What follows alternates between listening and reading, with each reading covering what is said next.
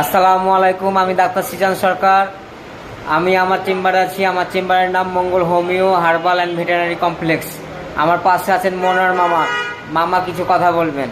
জি, আসসালামু আলাইকুম। ওয়ালাইকুম সালাম। তো আমি এসেছি চেক আপ করার জন্য, যে আর একটা গরিব মানুষের ওষুধটা নিতে এসেছি। সেই ওষুধটা আমার মামা ফ্রি দেয়।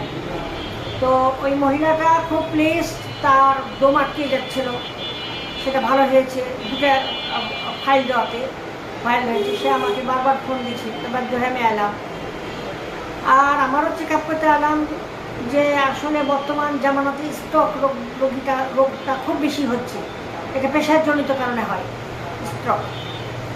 আবার হার্টের প্রবলেম থাকলেও হয়। আলহামদুলিল্লাহ আমার কিছুই নাই, তাও আমি এখানে আসি চেক আপ করাতে। আর মামা আমাকে নিয়ে যায়, যেমন ঝলমনিয়াতে আমি গেছি, তারপরে ওই নাম কি বিভিন্ন জায়গাতে গেছি। তো ঝলমনিয়ার ওই যে অর্ধমিত মহিলাটা যে খুব কষ্ট পেয়েছিল, তো সে একসময় উঠে দাঁড়িয়েছে। আমাদের যাওয়ার কথা, কিন্তু আমাদের যাওয়া হচ্ছে না। একদম আমার পরীক্ষা ছিল। তারপরে এই লাইভ করার সময় অনেক সময় হাত ব্যথা হয়ে যায়, ধরে রাখলে হাতটা ব্যথা হয়ে যায়। তো সেরকমই একটা কিছু হয়েছিল, যার কারণে হয়তো সুস্থ হলে আমরা যাব। তো আমরা একটা ব্যাপক প্রচার চালাচ্ছি যে মানুষের যদি স্ট্রোকটা যদি অল্প টাকাতে ভালো হয়ে যায়, তাহলে অনেক উপকার হবে।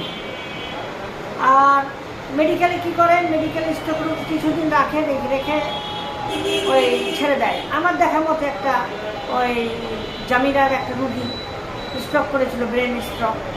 তো দেখা গেল কিছুদিন পর মারা গেল, কিন্তু 7 দিন বা 10 দিন যে সে ছিল, তো জমি বিক্রি করতে হলো। কত বড় একটা এই অসুবিধা, বা একটা হচ্ছে মানুষের কী বলবো, যে মানুষের একটা চিন্তা থেকে সম্পত্তি ক্ষয় বা সম্পত্তি নষ্ট হয়ে গেল। অথচ আমরা হোমিওপ্যাথি, তারপরে বিভিন্ন যে আয়ুর্বেদিক, তারপরে বায়োকেমিক এগুলো আছে, এগুলো আমার মামার দোকানে সবই আছে। তারপরে এই কী ওটা আকুপেশার এগুলো আছে, ভেটেরিনারি। তো এগুলোর মধ্যে ভেটেরিনারি বাদ দিয়ে যেগুলো আমি বললাম, সবগুলোই কিন্তু ওই স্ট্রোকে ভালো কাজ করে।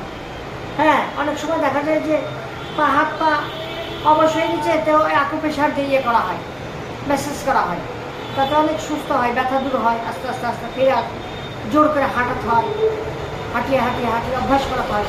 রোগীরা ভয় পেয়ে যায়, হাঁটতে চায় না, যার কারণে দেরি হয়ে যায়।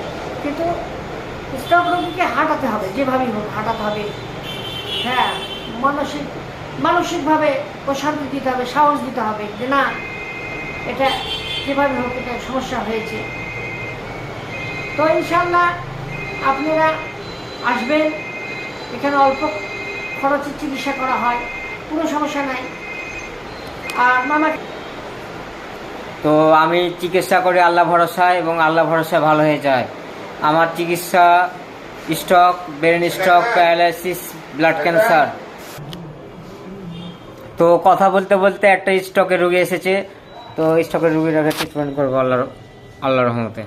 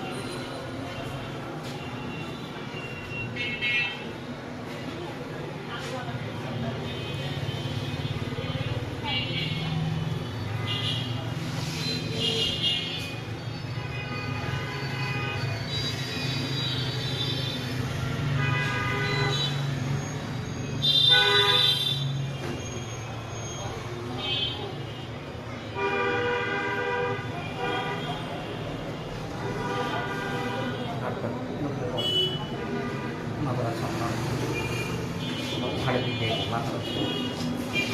মাথাটা এইভাবে সামনে